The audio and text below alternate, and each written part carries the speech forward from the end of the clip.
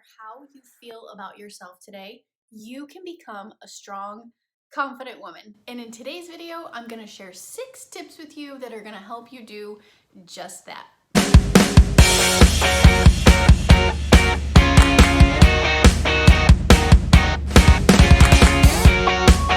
Today, we're gonna talk about why it is that you actually have self-doubt and possibly low self-esteem. And here's the thing, it's not your fault.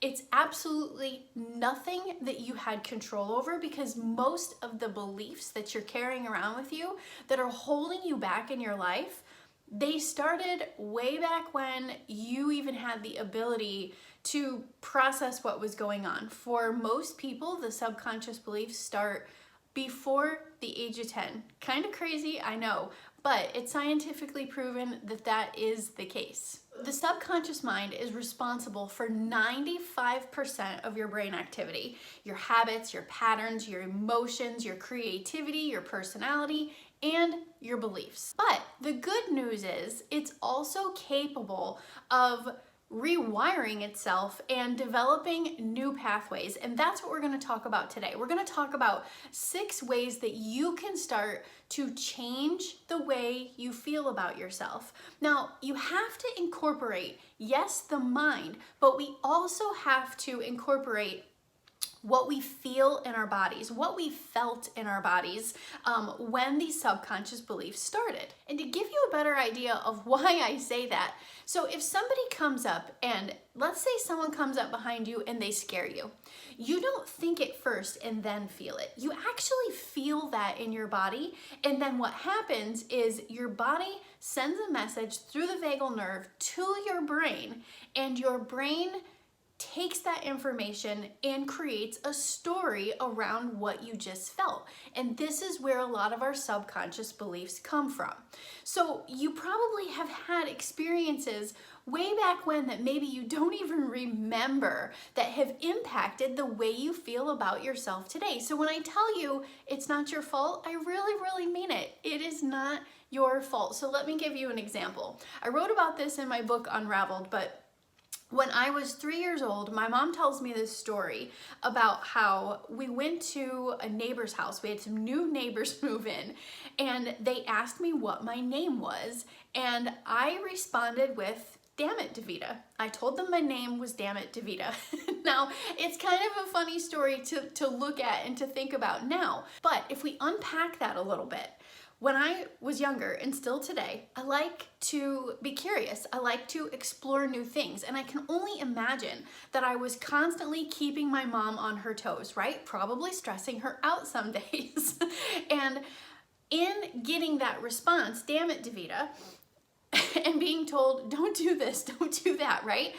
I believe that somewhere along the way, I learned that I needed to do what pleased other people. I needed to be a person who kept other people happy, or I was going to get in trouble, or was going to be looked on badly. And I don't take that just from that example.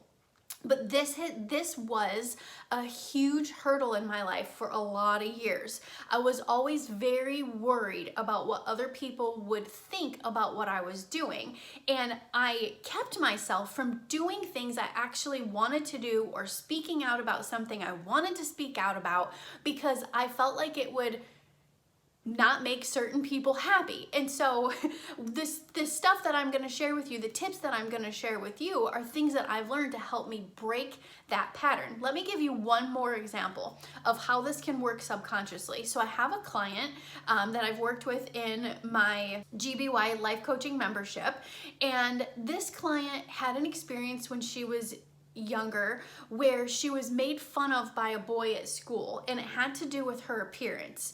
And as we were diving in to her self-esteem issues, this came up for her, and she really just kind of had a breakdown and realized that in that moment she started to believe that there was something wrong with her. It was the first time that anyone had ever brought up anything about her appearance or how she looked, or how, in her words exactly, it was the first time I became aware that other people thought something of me, that other people had an opinion about me. And that created a subconscious belief that she carried with her throughout her life, that there was something wrong with her, and that the opinions of other people somehow impacted her value as a person. Now, the subconscious mind does not rationalize what it is that it's taking in.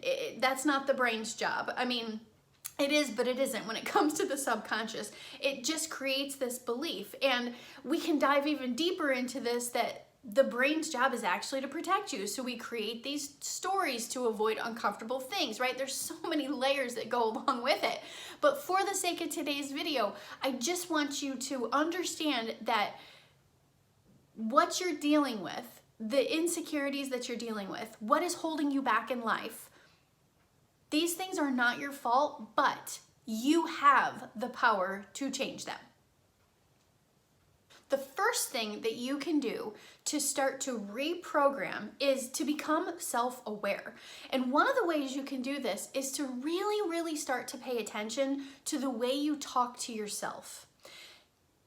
The way that you talk to yourself, the internal conversations that you have with you, are going to be a huge indication to where your limiting beliefs live. Where are they coming from? Most of us have this dialogue with ourselves every single day, and this is even more important than what you think. So start paying attention to your self-talk, and even jot down, like really take some time when you notice the dialogue, really take some time to jot down, what are you saying to yourself?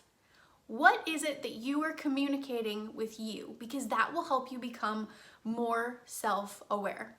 The second thing that you can do is, before you go to bed at night, I want you to start thinking about and imagining the person that you would be if you didn't have all this self-doubt. What would be different in your life if you did not have the self-doubt that plagues you every day right now? And I want you to envision that person, not just in your mind, but remember, we have to connect the feeling.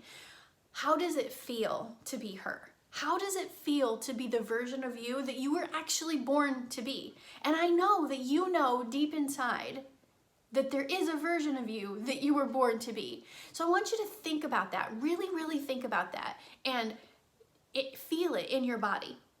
Now, below in the description, you will also find a free resource. It is a vision board, but it comes along with a video that's actually going to dive a little bit more into how you can use that vision board to begin not just creating the life you want, but also envisioning that life you want, and really kind of taking it with you.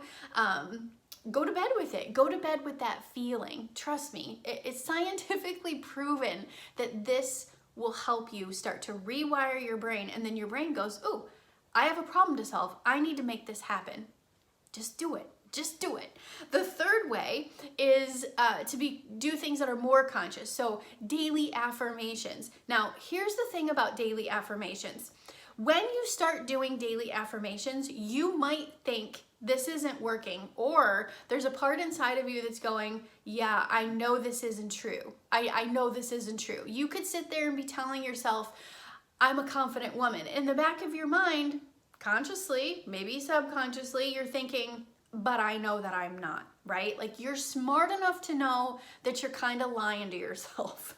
So if that starts to happen for you, know that it's normal. Know that that's part of the process. It will get easier. Now, another thing that you can do is, in the beginning, if you're fighting with yourself and thinking, this is BS, I know that this isn't true, try to change the wording. Instead of saying, I am a strong, confident woman, instead say, I am becoming a strong, confident woman. Or say, I am taking the necessary steps every day to become a stronger, more confident woman. So put a play on the words so that you actually can believe them, so that, again, you can, yes, think it, but I want you to feel it. I want you to feel, yes, this is the version of me that I know I can be.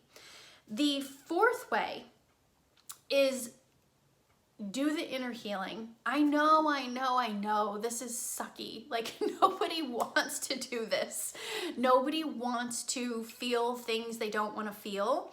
But I guarantee you again, when you start to heal what's happening in your body, when you start to really get to the root cause of things and you start to become aware of where you're feeling those limiting beliefs and where it has impacted you, and you begin to root out where it started and go through the process of healing those things, it makes the other tips that I'm giving you more fluid, and it makes you be able to, gives you the ability to be able to believe the affirmations. It gives you the ability to be able to see the lie in what you believed originally. In my book Unraveled, I talk about some of my experiences and some of the things I went through and how this actually impacted my life in such an amazing way and gave me the freedom that I was looking for. So as hard as it is, and as much as you might be resisting diving in and really doing the work, trust me, not just for me, but also in my coaching community, this makes all the difference. To really just dive in, you deserve it. You deserve to be the best version of you, and I truly believe this is one step that will impact all the other steps of you being able to get there. The fifth tip is start stepping out and trying new things. Set some goals for yourself and begin creating really small wins that you can feel proud of and will start to build your confidence. Where most people get tripped up at this is they see this entire big picture, which is great. We have to have big picture thinking, but you don't create big picture thinking all in one swoop. You have to start with all the really small steps. So again, the vision board is going to help you with this, but what you want to do is tiny baby steps. And each time you hit a victory, that is going to help create belief in yourself, and that is going to help to create and build more confidence. And sixth is get support. This is not meant to be a solo journey. We need co-regulation with other people. We're meant to be social. Even if you're not 100% extroverted, I am not 100% extroverted. I like people, but I also need my own space. And sometimes people make me uncomfortable.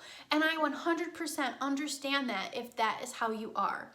But you are going to get further, faster, with support, with a community of people who support you. Now, if you don't have, and sometimes we don't have that, right? Like, you might not have that. You might be thinking, I'm not getting support from, my family or my friends. I'm not getting support from the people in my circle. And that's why I started the GBY coaching community, is because there's so many of us out there that really needed that support. So in some way, in some shape, or in some form, you've got to get the support that you need, because the truth is, this isn't going to be a straight line.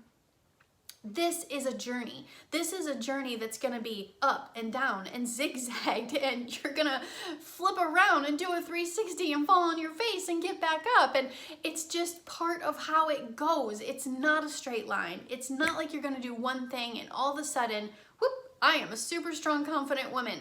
This is going to be a journey into you continually growing into the woman that you are created to be. But I know if you apply these tips, you can get there. I have absolutely no doubt whatsoever. Let somebody believe in you while you're learning to believe in yourself. So I hope that these tips were helpful to you. If you got something out of these tips, hit subscribe so that you get notified every time I release new content, and leave a comment below and let me know, what was your favorite tip? What was your takeaway? What are you gonna apply right away? I would love to hear back from you. This is Daveda signing out. I'll see you next time.